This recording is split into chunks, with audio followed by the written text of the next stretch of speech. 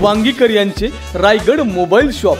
आपल्याकडे Samsung, Oppo, Vivo, Redmi, OnePlus सर्वच branded कंपनीचे मोबाईल व मोबाईल दुरुस्ती आणि भेट द्या वांग। आज एक माळशिरसमध्ये जेव्हा मी आलो तेव्हा पाहायला एक वेगळंच मिळालं। माळशिरसमध्ये आलो आणि इथं दत्तामाई भेटल्या। किन्नर आहेत, आखाड्याच्या प्रमुख आहेत त्या। मागच्या 10 वर्षापासून माऊलीच्या सोहळ्यासाठी सकाळपासून त्यांच्याकडे अन्नदान चालू असते तर रात्रीपर्यंत असते आणि त्याचप्रमाणे 112 दिंडीलाही त्यांचं अन्नदान असते। का त्यांना अन्नदान करावं वाटतंय आपण त्यांच्याकडून माई असं काय वाटलं 10 वर्षापूर्वी की तुम्हाला अन्नदान करावं वाटतं? इथं एक असंही वाटतं मला एकूण समाज एकत्र येतो त्याचा त्या गोष्टीचा मला आनंद वाटतो। असं समाज एकत्र कुठं दुसरी कुठं बघायला मिळत नाही। अन्नदान म्हणजे एक तिथं परमभ्रम हे आहे, देव आहे तिथं। अन्नदान करण्यासाठी देवानं मला ही बुद्धी दिली, मी करते अन्नदान। किती समाधान वाटतं? समाधान मला भरपूर समाधान वाटतं। मी कुठं पंढरपूरला जात नाही, वारीला जात नाही, फक्त एक दिवस मी सेवा करते वारकऱ्यांची। किती वारकरी येतात सकाळपासून? सकाळपासून वारकरी 1000-1500 वारकरी होतात इथं घरी? हां, घरी होतात। त्याच्यानंतर 112 दिंडीला जनार्दन साहेब अन्नदान करतात। हे साहेब कर हां साहेब हां, मला अभिमान वाटतो ह्या गोष्टीचा। एक मला वारकऱ्याने किन्नर म्हणून मला मान सन्मान दिला। आपले परभणीचे महाराज कोण जनार्दन महाराजांनी मला मान सन्मान दिला। त्यांनी माझ्यात जेवाय आले, त्यांनी माझा महाप्रसाद घेतला। मला त्यांची खूप मी आभारी आहे मनापासून। या वारकऱ्याकडे बघून काय वाटतं तुम्हाला जेव्हा तुम्ही सकाळपासून याची तयारी करता? मला वारकऱ्यात विठ्ठल आणि पांडुरंग दिसतात इथं। हां, रुक्मिणी विठ्ठल दिसतात मला इथं।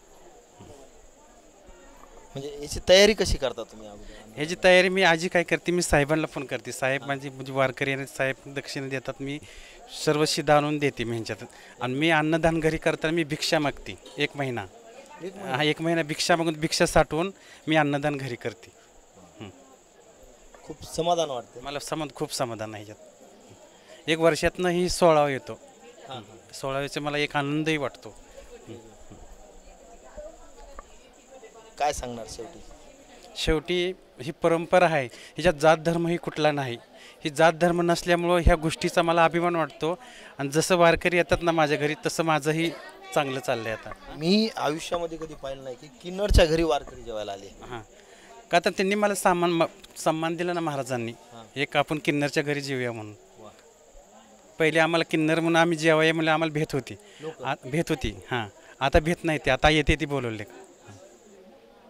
आम्हाला ह्या गोष्टीचा आनंद वाटतो। आम्ही किन्नर असून आमच्या घरी तुम्ही येला महाप्रसाद खाल्ला, ह्याचा आम्हाला खूप अभिमान आहे। एक समाजाचा दृष्टिकोन वेगळा आहे तुमच्याकडे पाहण्याचा। हां, समाजाचा दृष्टिकोन आहे। कोण हसतं, कोण मानतं, कोण जे त्या भक्तीचा प्रश्न आहे शेवटी। किन्नरकडे पाहण्याचा समाजाचा दृष्टिकोन वेगळा असला तरी तुमच्याकडे जेव्हा वारकरी येतो जेवायला काय वाटते मनाला? ते आम्हाला भगवंत देव समजतो। आज वारकरी तिथून चालत येतो ना, ते आम्हाला देव समजतो। आज ते मोठे बारके असतात तर माझे पाय धरतात येऊन, त्या गोष्टीचा मला दुःख बी वाटतं आणि आनंद वाटतं। आपल्या वयस्कर आपले पाय धरतात, मला ते वाईट वाटतं त्या गोष्टीचं।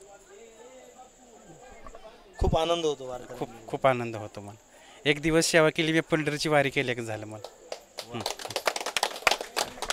किन्नरच्या आयुष्यामधलं काय सांगणार? किन्नरच्या आयुष्य म्हणजे काय, हेच किन्नरचं समध्या किन्नरांनी एकत्र येऊन एक आपण 16 करतो दिंडीचा, ते समध्याने अन्नदान करावं, समध्याला विनंती माझी एवढी। असं कोणी करण्यात पाहिलं नाही? हां, करतात, भरपूर किन्नर लोक आमचे करतात।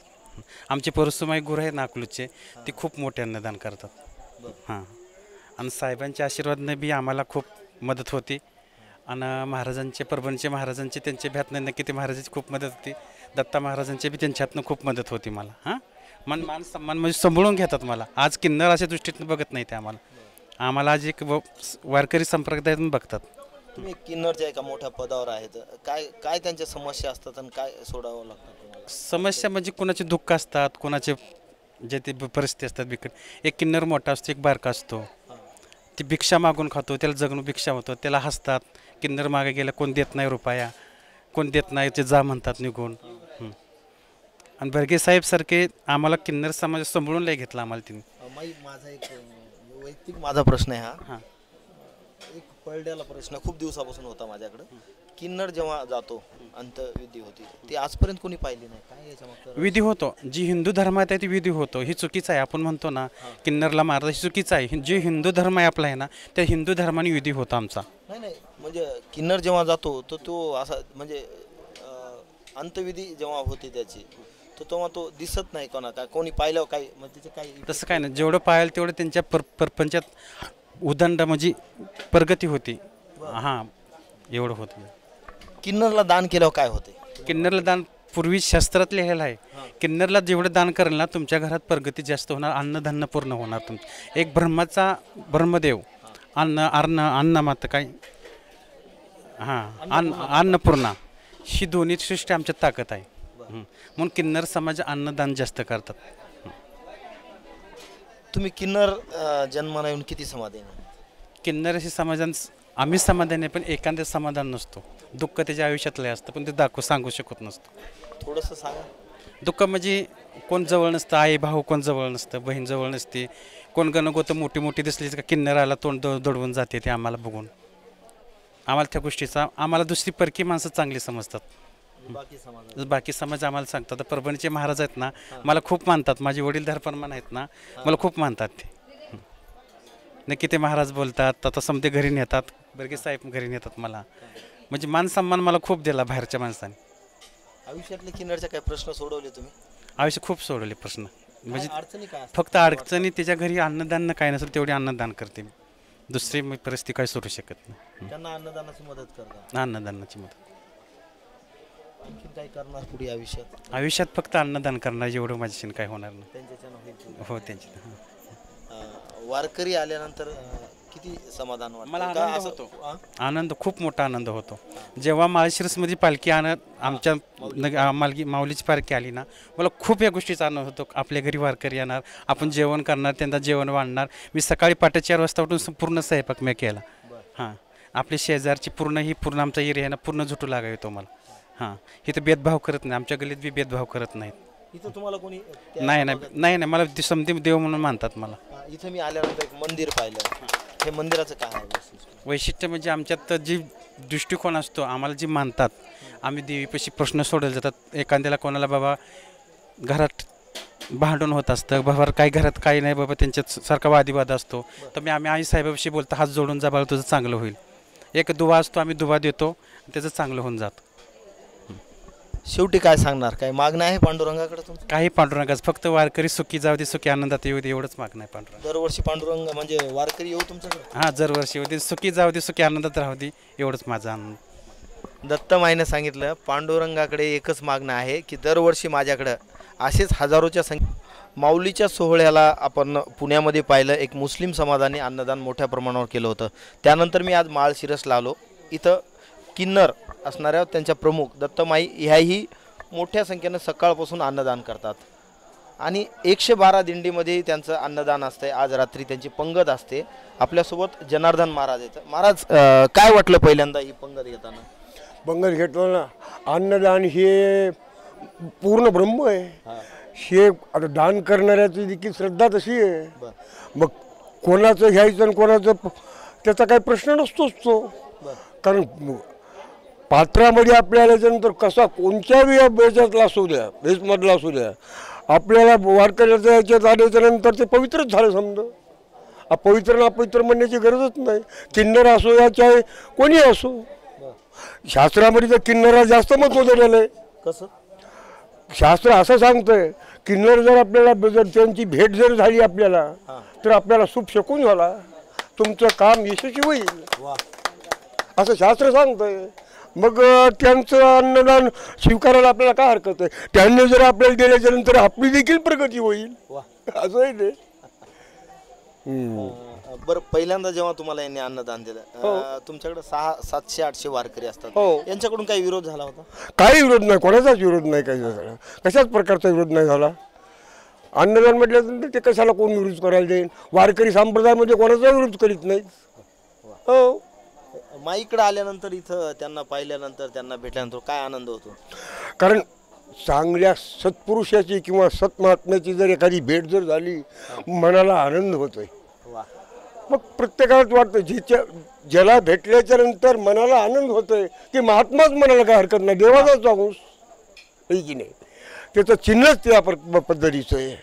काय काय अन्नदान असतं तुम्हाला? काय काय काय देतात ते अन्नदानामध्ये?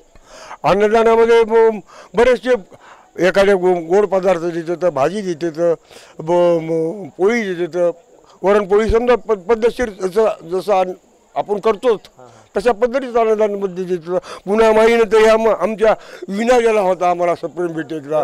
विना म्हणजे दिंडीचं प्रमुख आहे, कारण विना म्हणजे दिंडी, विण्यालाच दिंडी बनविलेलं आहे. त्यांनी आपल्याला प्रसादच दिला आहे दिंडीचा. मग एवढी त्यांचीच कृपा मला काय हरकत नाही.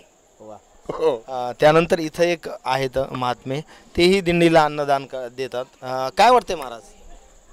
काही नाही, आम्ही आजपर्यंत आईने मागितलं दिंडीला द्या म्हणून, आम्ही सडळ हाताने देतोय आणि तेव्हापासून आमची भरभराट चालू आहे.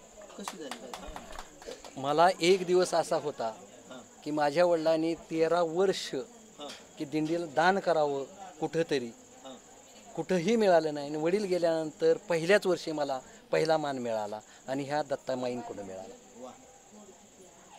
आणि तेव्हापासून आई दुसरं मांडलेलं आहे ते आमची आईच आहे. दत्तामाई म्हणत नाही, आमची आई आहे. आणि ते ह्या क्षेत्रावर आल्यापासून, ह्या तीर्थावर आल्यापासून माझी युसी जी वरती आहे पूर्ण प्रचंड प्रचंड भक्ती सर. मला माझी आई भेटल्यासारखं होते, जिच्या उद्धारातनं मी आलोय. हिथं आलं की मला त्या आईच्या उद्धारातनं मी आलोय असं मला वाटतं. समाजाबद्दल मी काही बोलत नाही, पण माझी ही तृतीयपंथी कुठं जरी भेटला तर मी तिथं जाऊन गाडीत जर 4 व्हीलरमध्ये असेल तर बंद करतो, थांबवतो आणि पहिलं दर्शन घेतो आणि मग गाडीत बसतो. ती माझी आई आहे. शंकराचे 2 रूप, पार्वती आणि शंकर, तेच ते तृतीयपंथी. ही कुणी केलं निर्माण? तर मासाहेबांनी केलं. म्हणून आम्ही शंकर पार्वतीच्या अवतारातली पार्वती पाहतो, म्हणून ती माझी आई आहे. म्हणून आम्ही आजपासून तेव्हापासून गेली मला वाटते 25 वर्ष झालं, 20 वर्षे तर झाली मी आईचं दर्शनास येतोय. आईला इथं आल्यानंतर भेटल्यानंतर काय? मी आईला आलं की माझ्या आईच्या उद्धारातून आल्यासारखं वाटतं मला, एवढंच सांगतो. आणि आशीर्वाद घेऊन जातो. रामकृष्ण हरी. परत भेटूया अशाच एका व्हिडिओमध्ये.